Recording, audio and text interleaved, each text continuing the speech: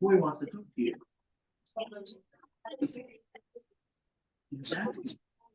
Why? You have to ask him privately. You're very shy.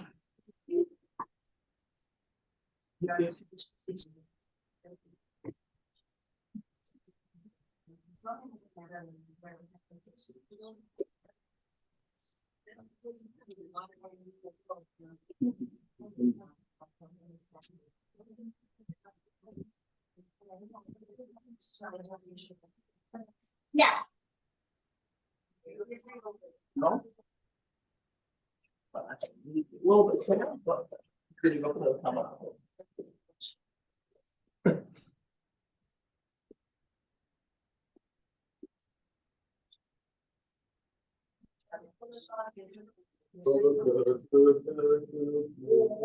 Yeah, let's go.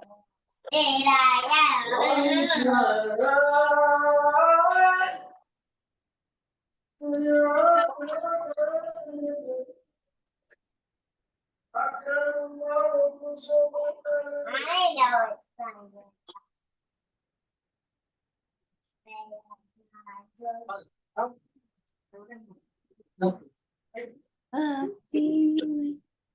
Hey, Mom, I'm finished. Yeah. You need to put on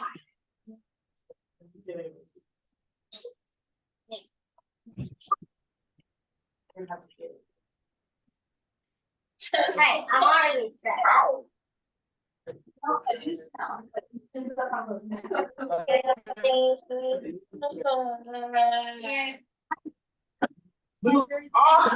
Oh my gosh. Easier.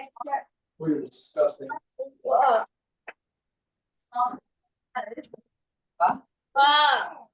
The fastest.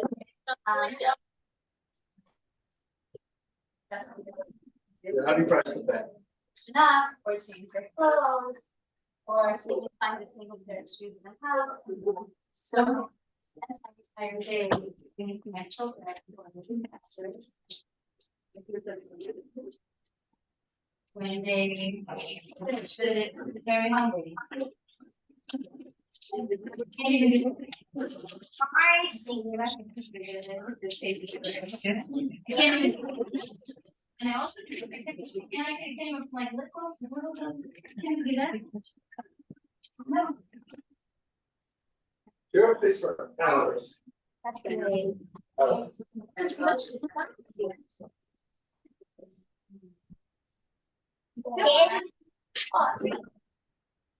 Hey, that one of my shoes. Feel like. What's that? I can see it's Coming and going, so many people. When we were finished, I told someone to get them. it's attached to my ear. Go back now. Well, you Is my sound on? Tisha. I just don't want to put on fresh clothes. I want to be in my pajamas in my bed. That's how you feel when you really experience loss. So I feel that although the Tisha about energy is so not my teaching energy, when it's supposed to be excited, I tried to figure out what is going to be the balance of understanding how to teach about with a sense of sitting on the floor and despondency, but being uncomfortable teaching in my slippers, and also realizing that it's the most exciting thing as a Yanti, that would be a Yanti one.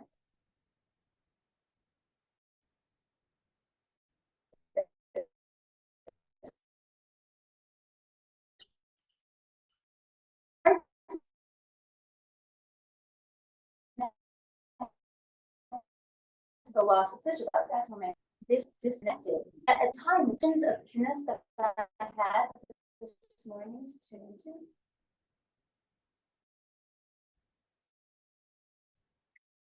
Anybody else?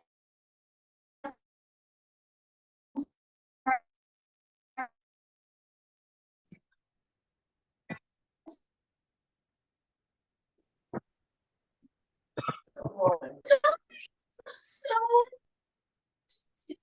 he's not watching it. I just hopped from pianist to pianist to pianist, soaking it up. So my children are absorbing all of this content. I'm absorbing all this content. Sometimes I feel that our desire for geula goes as far as I just need my coffee. I just need my bagel. Or we just want better bellas. Maybe that's what it is. Just want there to be no pain, but I'll sit with my pool in my home in Miami Beach. I just don't want any more. So please, Hashem, there's no more content.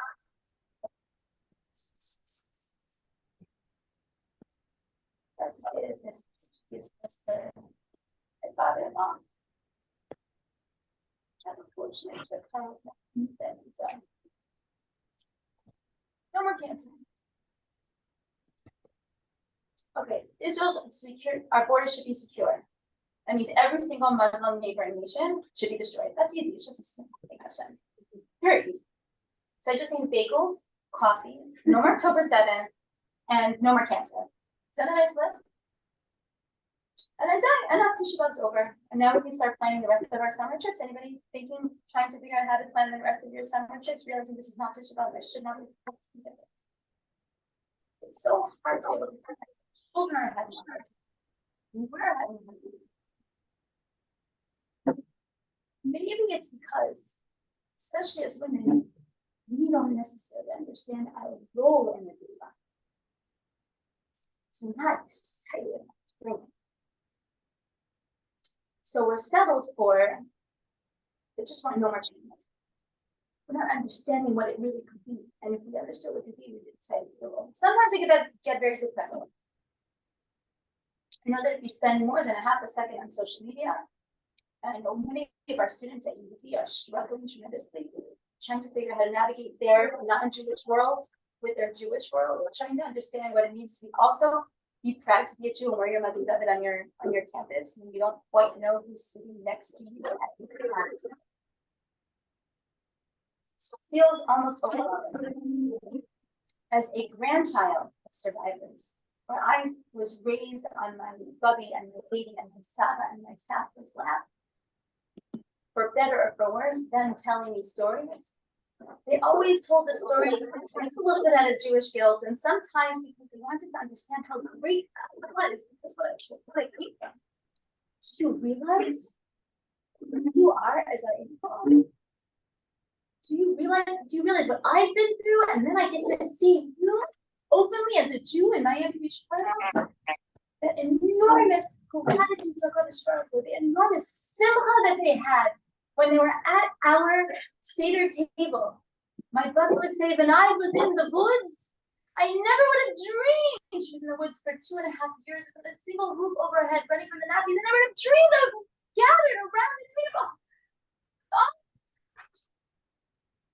children. I'm so happy that's how I'm so happy I don't have to see what's going on in the world. My Bubby watched the news every day. Every day she would watch the news. What was the first thing she wanted to know about? Before Google, she could, is Israel on the news? I'm so happy she's not watching what's going on. Watch mommy? Watch mommy for a few minutes? My Zadie, whose father gave up his life, 1919, was shot in Poland on a boat. Eretz Yisrael, British mandate Palestine, dreaming of building up a beautiful Jewish community and bringing his Hasidic families, the Lithier Hasidic family, over into Eretz Yisrael. He caught malaria and he died there as he was building up a community. And my Zadie knew his father never met him. You need the end and then. His grandmother was protecting him when she left. He knew his whole life, my dad, I've never met him. Eretz Yisrael.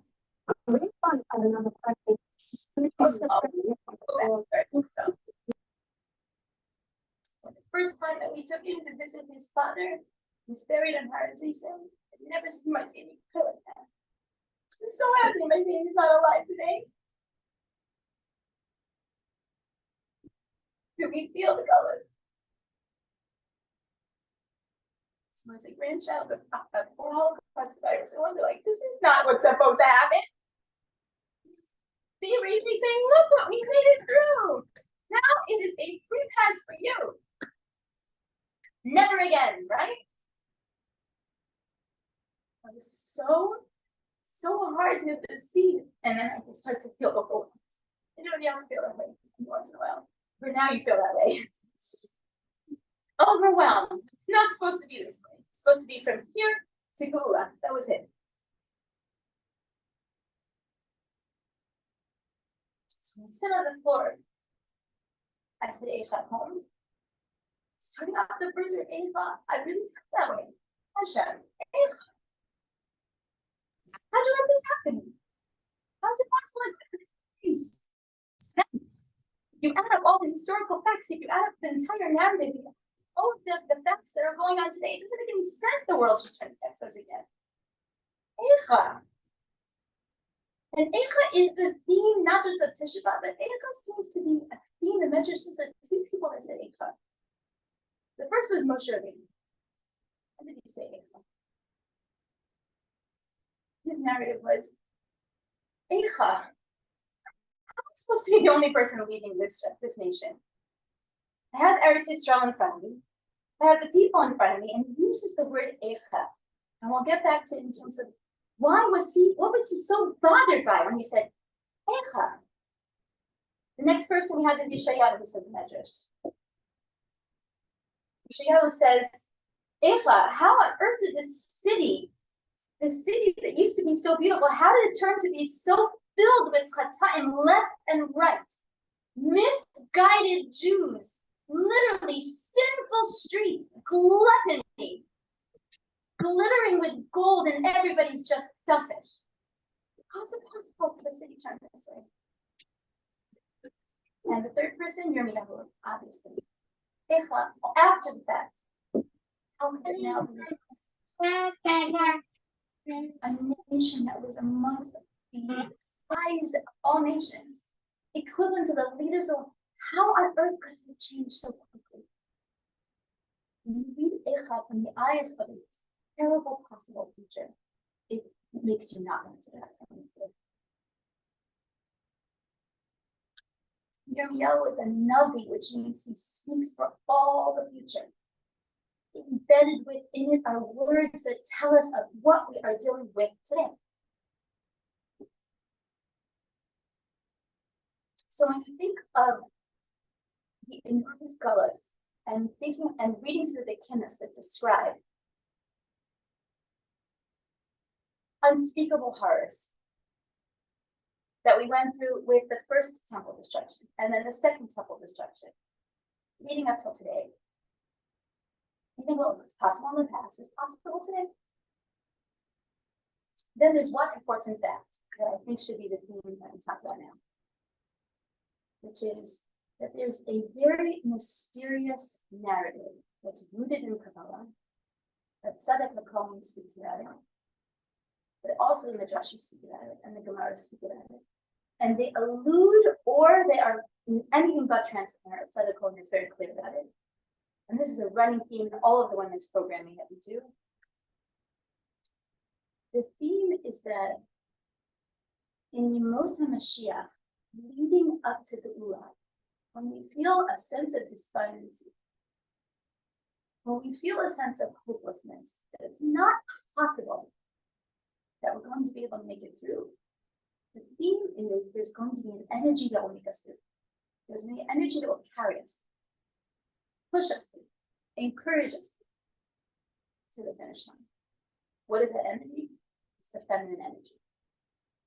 But Tzadok HaKohen says explicitly that at the end of days, there will be a feminine energy that rises through the woodworks of society. that will catch the attention of all of the people unsuspectingly in the beginning. All of a sudden, it'll turn around and goes, where did all these women come from? After generations and generations of women very much being behind the scenes, at some point, even maybe from behind the scenes, the women will rise.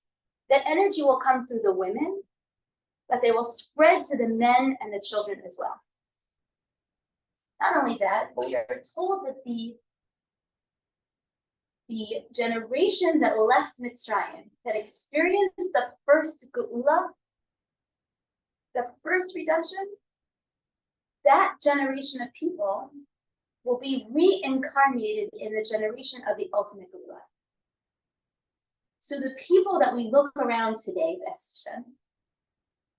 we have something sensed within us, something embedded within us, that we have experienced Geula, we lived through it, and we will live through it again.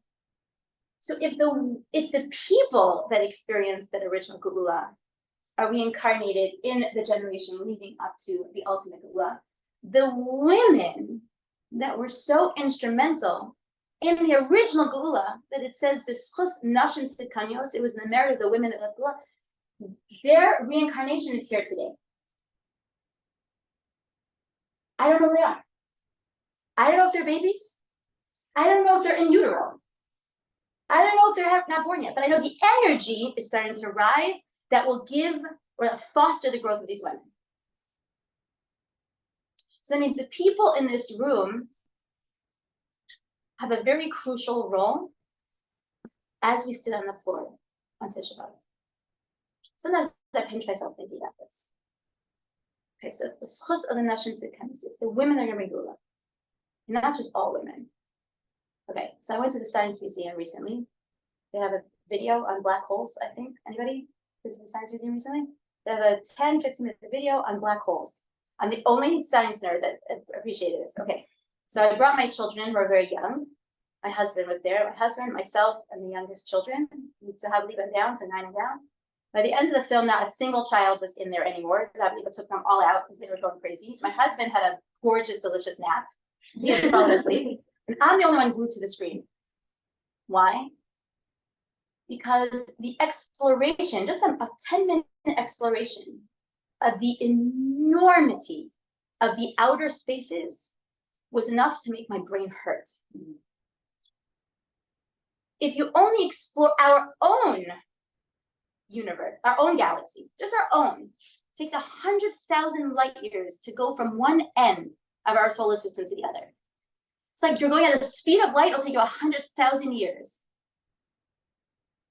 And we're told that there are billions of other galaxies in the universe. Okay, I just said the word billions. And black holes are in every single one, sucking in all the matter and the energy around it, like the worst hurricane times 1 billion. Tornadoes pulling in all the matter, like it would destroy any sign of life whatsoever. Right now, as we speak, the world, the Earth, is hurling through outer space at really death-defying speeds, but we're just staying around. So there's literally destruction and almost chaos surrounding us. If you just lie, I just did this recently. I went to the beach with my kids, and it was maybe 10 o'clock at night or something that we went. We do night beaches very often. And I had all the kids lie down on the beach and look up at the stars. And I explained how far it goes. It goes so far. And I thought it was going to be like, wow, you're an amazing teacher. The response was like, you're lying. That was the first response, you're lying. So I'm telling you, everything I'm telling you is true. The sun is so big, 1 million planet Earths can fit inside it with room to spare. I explained to them they're searching for life in other galaxies. They can't find it. So one of my daughters like, what, all of that wasted space? And that's exactly what I've taught so many times in classes. All of that wasted space? Like there's no life to appreciate at all? So the only person to even ponder and to be conscious about everything that's out there, even the places that we haven't yet discovered, are little tiny humans on little tiny planet Earth. What on earth did I put in all that effort? So I think of everything that's out there in the cosmos, trickling down to only planet Earth where there's life, and that's what matters. On planet Earth, of the billions of people, a fraction of them are Jews. Of the fraction of them are Jews, 50% are women. Of the 50% that are women, about 10 to 15% are connected to their Judaism in a meaningful way. And the Jews are supposed to be the Or L'Goyim, a light into the nation, almost like the nucleus of the cell that creates the genetic coding. So at the center of all of this creation, if you boil it and distill it down, you think just these little out of shape women?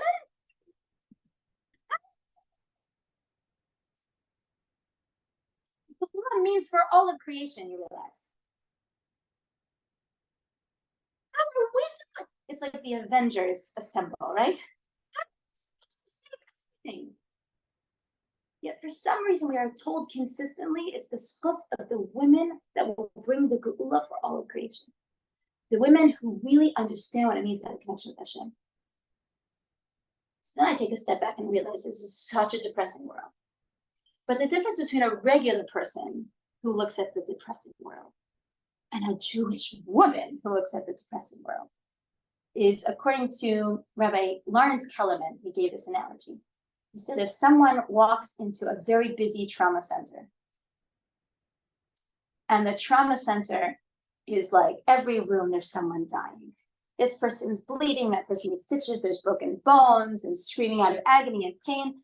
So a regular person walks in and says, oh my goodness, I'm in the wrong room.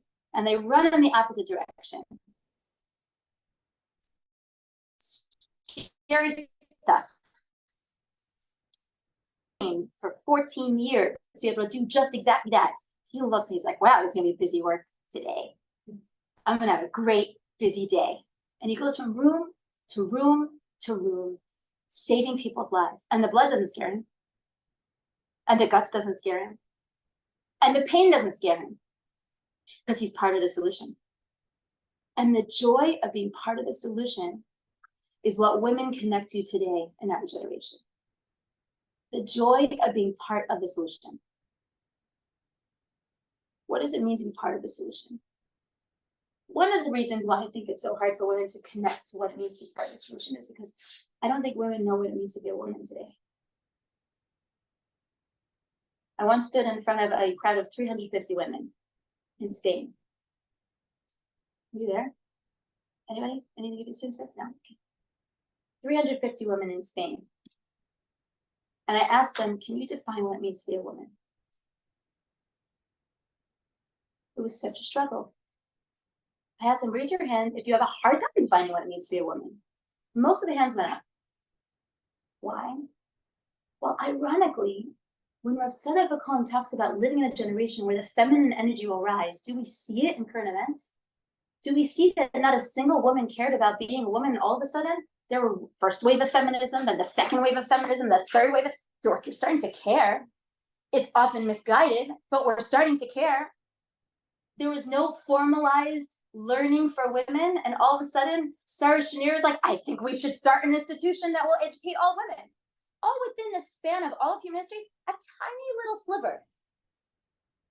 All of a sudden, the women start to rise from underneath the surface.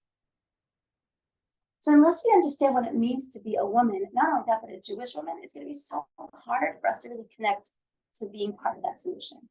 So there's only one way to do that. We have to go in a time machine. We have to go back in time and find out if we're apparently Gilgulim of the women in Mitzrayim. It's just about, by the way, the window kind of works out. Just for years-wise, the amount of time that they're in Mitzrayim leading up to the Geula, the amount of time we're here right now leading up to what should be the very end finish line, which is 6,000 years, this is it. This is the women in Mitzrayim. You understand the math? So who were they? And why is it that they're pointed to that it was in their merit? What midah did they have? Or several midos that we have, that when we walk out of this room, we could say, these are the midos that I'm going to own from now on. Because if these are the midos that bring geula, I better go start cracking. I have to start now. Because my children are learning from me. And my grandchildren are learning from them. And my great-grandchildren. That starts with me. The very first Mida that I notice is where we start to see Yocheved. She's the first woman that's noticed, and Miriam learns also from Yocheved, although Miriam starts to teach Yocheved. What was that Mida? When Yocheved and Miriam were called into Paro's office, do you know what it's like to be called into Paro's office? You're called into Hitler's office.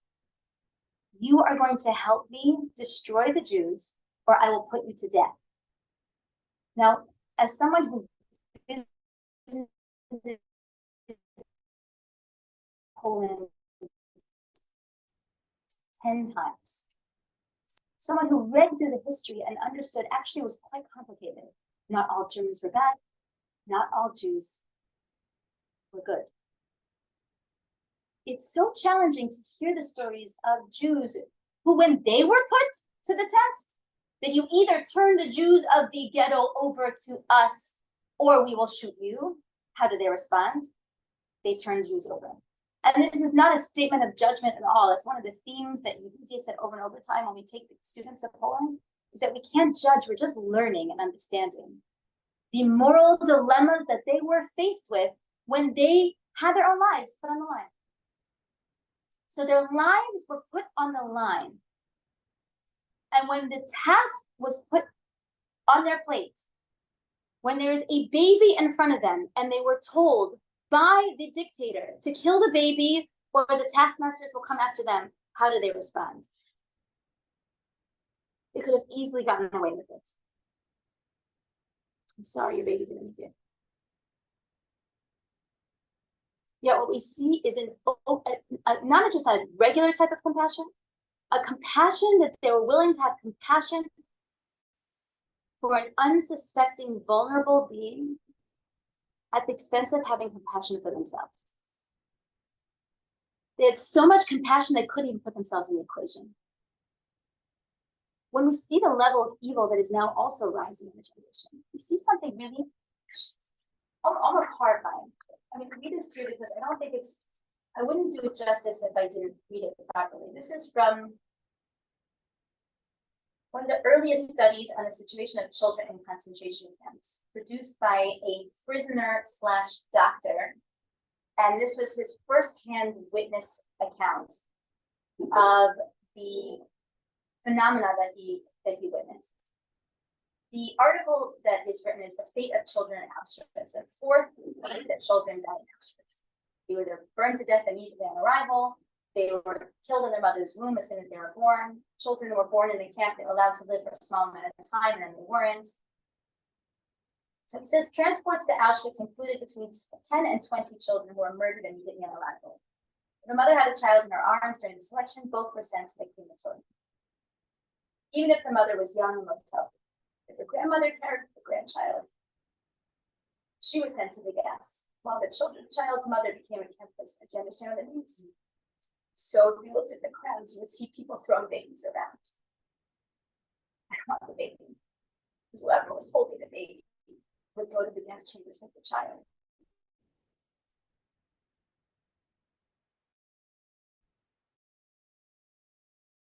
The baby was the death sentence. At midday one day in July, a train wire of the hospital blocks. The doors of the train were not closed. The children looked at us curiously. They were glad to have the dark stuff sent them up in their own smoke. All of those children were dead. Another account, in the initial period, all pregnant women, without exception, were sent to the gas chambers. But the newborn had no right to live. A midwife would drown the neonates in a barrel of water and then burnt them in the block's heating stove.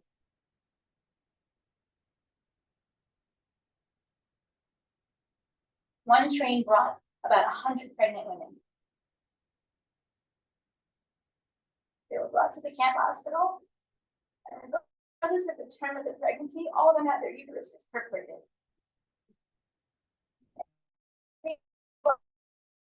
Lives as a result. I'm not going to get political, But I say it's a small group. We're living in a generation that is still not protecting unborn children. Looking at them, that this is my death sentence. The compassion that Yocheved and Miriam had said, I'm willing to sacrifice my life for the sake of someone else's. I'm willing to sacrifice my life for the sake of someone else's. What we see is a torch that was then carried on from Yocheved to then where Yocheved decided to reunite with her husband, if you recall the story, where the chief rabbi, Amram, made an edict that all men should separate from their wives. Because this is what they saw. Yocheved and Miriam were not successful. Children were being thrown into the Nile. They tried their best. But as they witnessed it, they said, we can't do this anymore.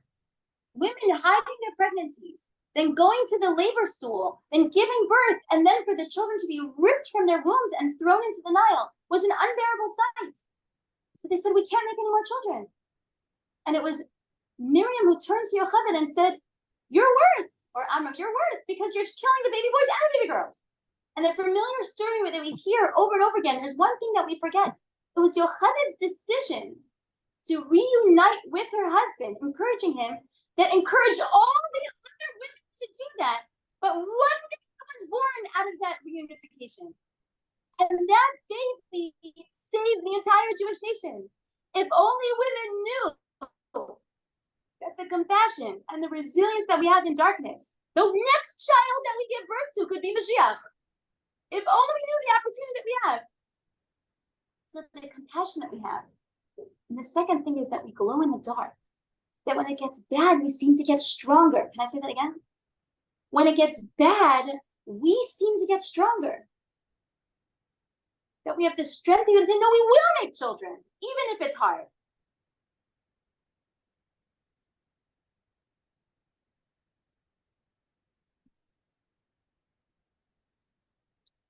The midah of having compassion, in particular, is where we see that a rechem is what we call a uterus, comes from the same word as rachmanus, which means compassion. Rachmanus is like compassion. It's something so much deeper than that. You know what it is? It's growth. I have the ability to create a space for another person's growth. That midah is essential in this generation.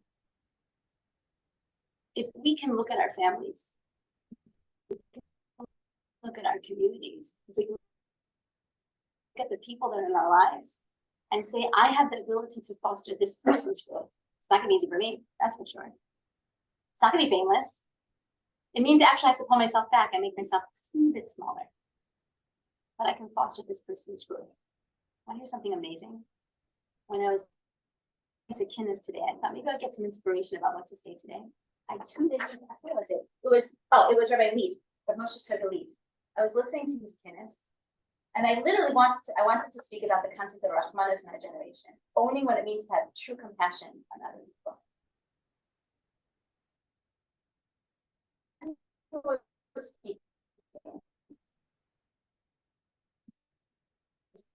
Plastered on Torah Anytime.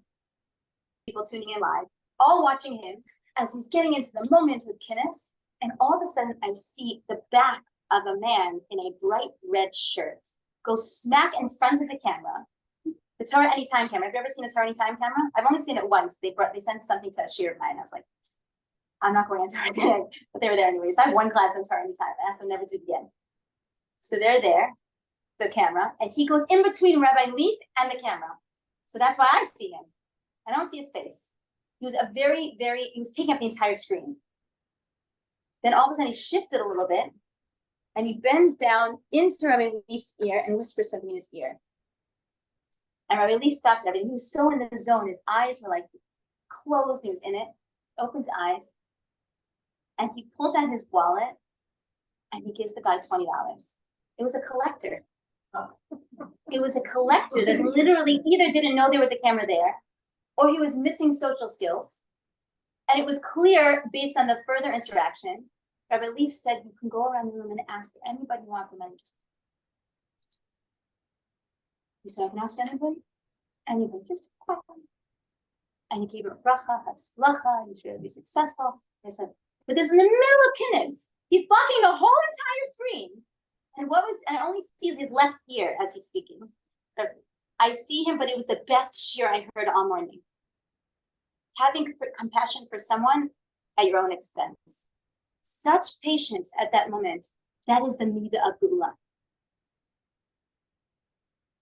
Why is it so important right now in particular? Especially as there's quite a few mothers in the room, especially as we raise our children, and it's not easy to raise children, to be so committed and devoted, and to understand everything. Why don't they understand? Because it's not real for them. So few things are real for them. So Tisha, it's hard, like we mentioned before. It's hard because, and when I'm sitting shit for my mother, it's real, but now they're not sitting shit with me, so it's not real. So to have compassion and say, you know what? I'm going to bite my tongue. I'm not going to say anything to you now, because you will learn more from me, from my compassion, than from my midas din that you have to be doing my best friend.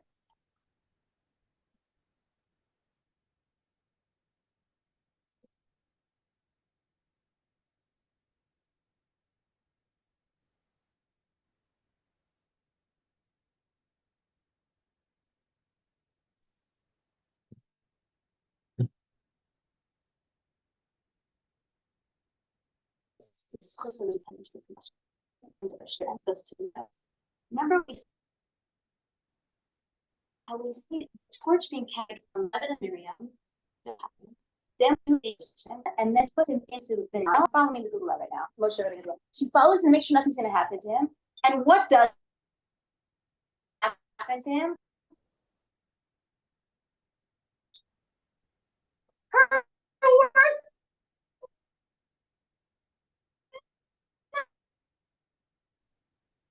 Yes. A of words, and she panics. But when Batya takes Moshe, which is, I can get the plus of, when she has compassion on him. You ready for this? It's my favorite. Her father saying this term. What's the word that we said before?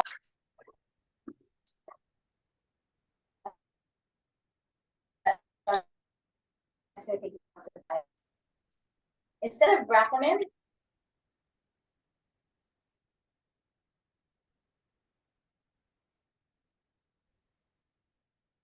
it uses the word, why that sounds a little bit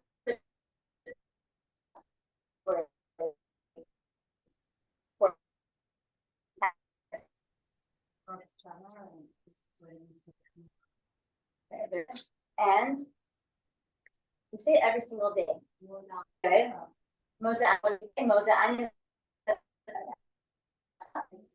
Bechemla. We use the word chemla.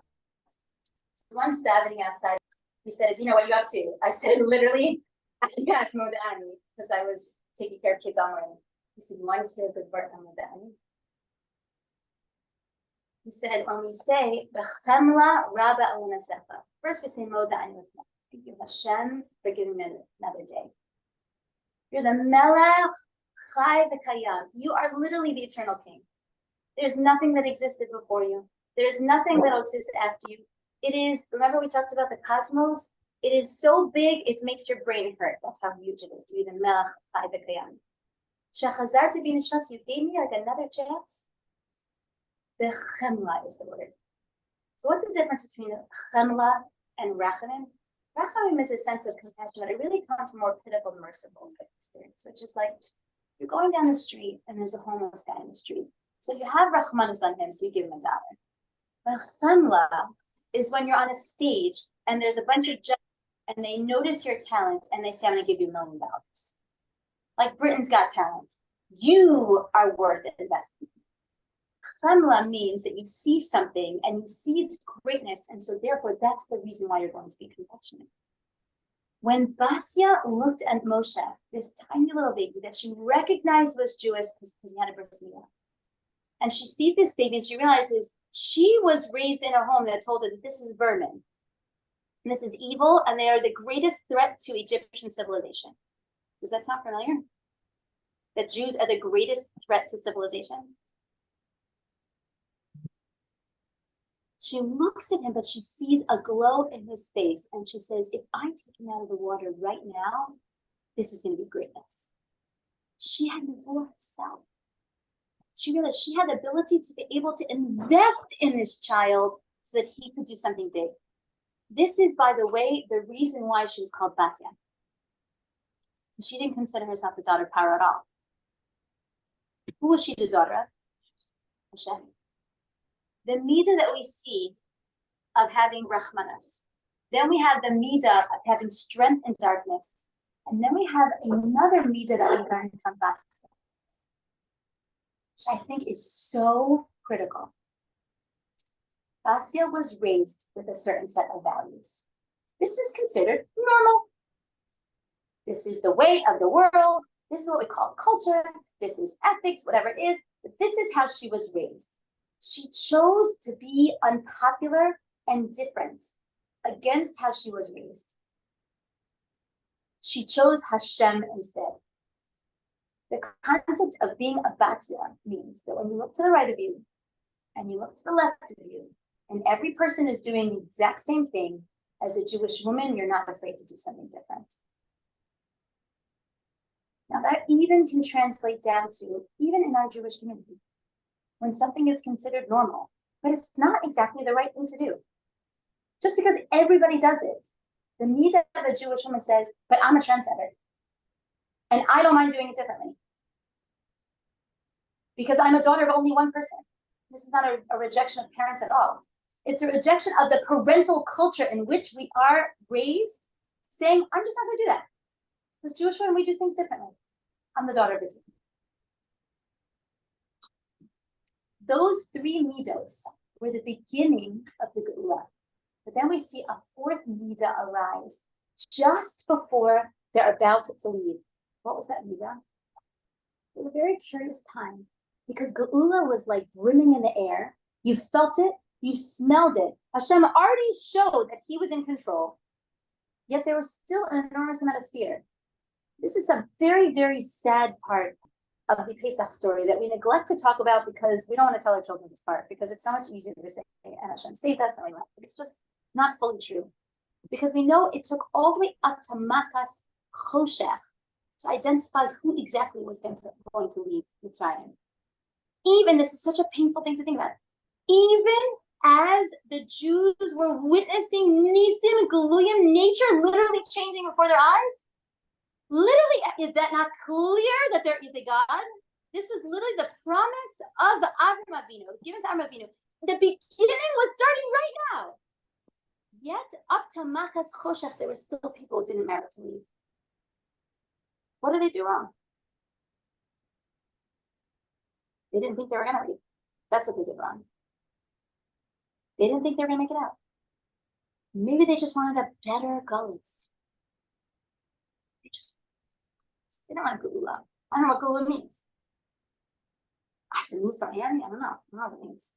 What does that look like? I have to go from 2 cars to 1 car because I like the Yerushalayim. I don't know if I can handle that. I have a pool. That's really nice to have a pool. I have like 5 bedrooms. I'm going to go to 3 bedrooms? That's going to be so hard. What does Geula look like? Not wanting to leave literally to Makas Choshech. And identify the rare people that were able to leave. Those people, once they realized that they were going to be meriting to leave, they got scared. Are we going to get out alive? So they were sitting on the couch like this. And the children were sitting on their mother's laps. Where are we going? What's going on? Just following Moshe's orders. Don't worry. What are you making, Mommy? I'm making a drum. Why are you making a drum? Can you tell me? When we leave, we're going to be so happy. And we're going to feel so connected to Hashem. We're going to want to sing and dance. I want to be empty-handed. I haven't picked up a drum in like 420 years. This is our chance. Oh, I didn't realize that. And the next home, she was making a flute. Mommy, what are you making? Now, what every Jewish woman should have been making was peanut butter and jelly sandwiches for the cow. That's what they should have been making. Did they do it? No, we know that they didn't do it. That's why we're stuck with matzah every single year. Like if but they knew they didn't need that because Hashem will take care of us. Don't worry. There's one thing that Hashem can't take care of us. There's one thing He can't do for us, and that is our emunah.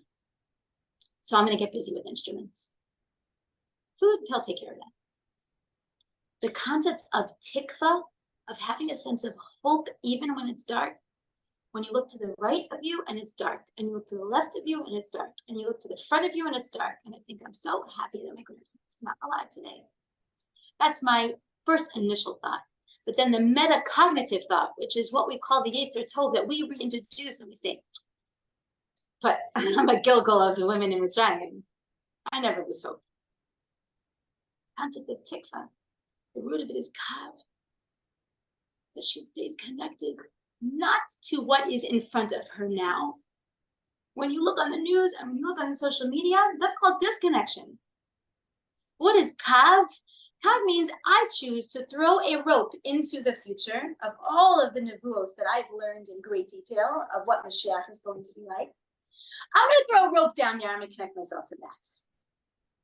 Tikva is the choice to throw a rope into a better understanding, into emunah, into knowing that Hashem will make us. I'm going to connect myself to that vision. Thank you very much. And it was the tikva of women in Mitzrayim that then carried them through to the finish line. The 4 midos that I have noticed of the women in Mitzrayim: compassion, of being able to glow in the dark, that you get stronger as it gets darker. And the third thing is to help me. No, compassion, glow in the dark, that you don't let society tell you how you're supposed to be. You're the batya. I set my values based on what's right, not on what's popular. And the third thing is a sense of tikva. Those 4 midos are the 4 recorded stories in Mitzrayim that we know, and that was the torch that went from person to person that allowed us to grow up.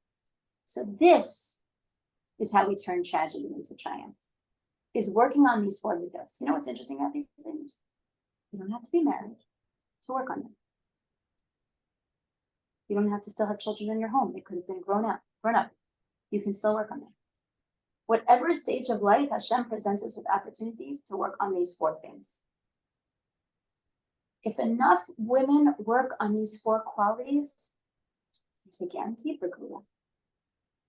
Because those are the ingredients.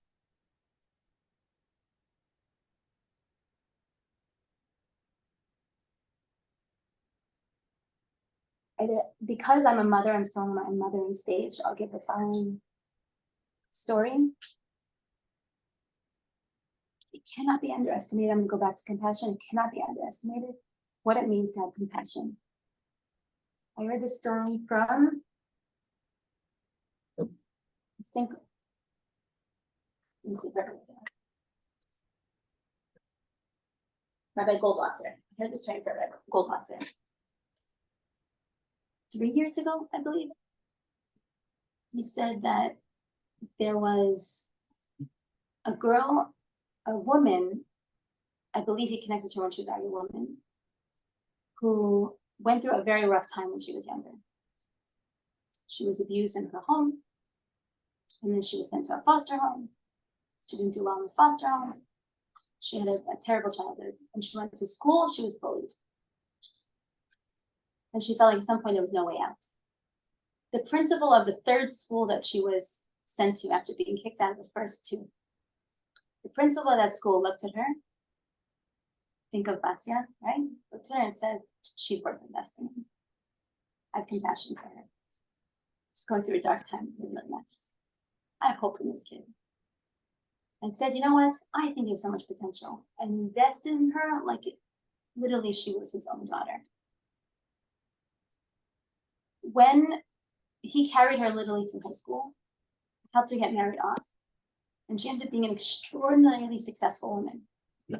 When I say the word successful, this is why we live in a toxic world. All of a sudden, like, okay, what organization does she run? What book did she write? No, she was successful because she was healthy, because she became a mother and she raised family. Maybe she also would have had an organization. I have no idea.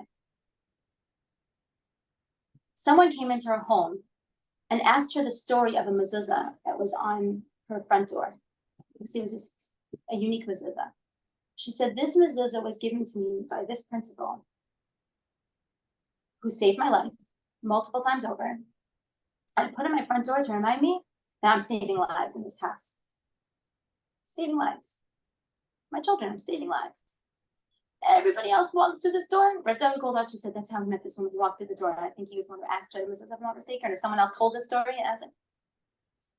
She said that everybody else walks through this door, reaches their hand up to kiss the mezuzah. They see a shin, that's all they see. She says, when I walk through this door and I kiss the mezuzah, I think of the person that saved my life. I think I have the ability to save other people's lives. Just to like put up with people's garbage a little bit more. I can save a human being's life. I kiss the mezuzah.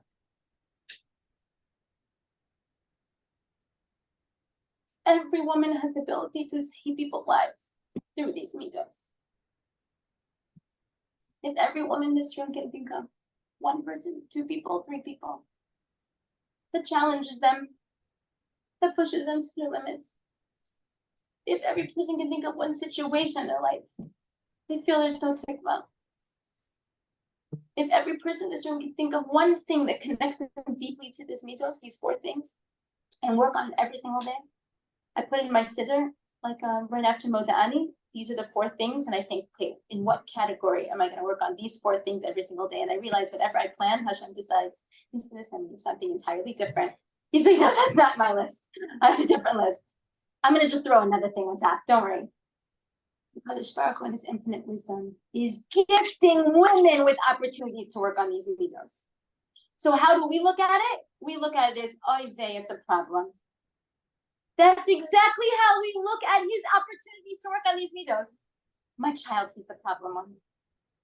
My finances, that's the problem one. The school, it's a problem.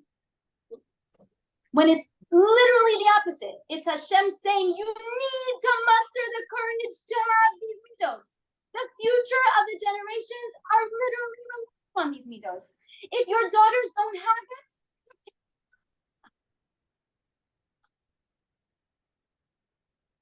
He gives us with these opportunities, may we embrace them. The original Tisha B'Av started when? By the Meraglim. You think, was that? Like, honestly, I would scout it out also. It would have been so irresponsible to plunge right through. Do you know the reason why it was such a great mistake? Because they didn't understand their greatness, and they didn't understand how HaKadosh Baruch Hu, literally, he brought you up to this part of the plan. Making miracles for you. You don't think he's going to bring you through the finish line? I'll say that again. He brought you up until this point. The makos, the splitting of waters, quite literally against all of nature. You don't think he's going to bring you through to the finish line? Like Adkan. It's like how you feel when you're pushing the cart all throughout Costco. Right? And you're like, I'm not, and you have the energy to do that. But as soon as you empty out, I cannot go another step to put the cart back. Not another step. No more energy. No more energy to get you through to these men so that you can finally go into the promise.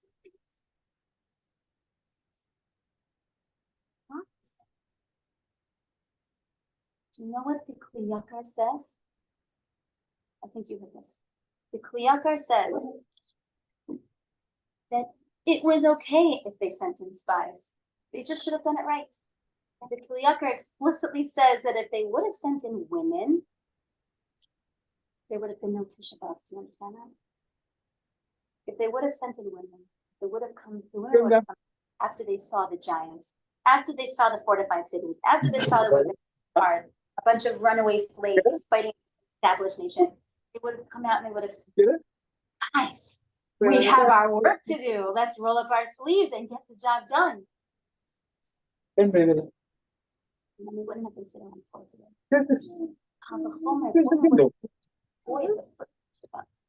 And forevermore, all of the other calamities, don't you think we're so much part of the solution? May it be that every woman, when you look in the mirror, you should see not the individual things that you are criticizing yourself about your beauty and in today's beauty craze. You should see your inner greatness and the potential that you have to change on a cosmic level. what happens to them in the future. Thank you so much for coming. Thank you for listening. We shall have a very, very easy rest of the fast. Maybe.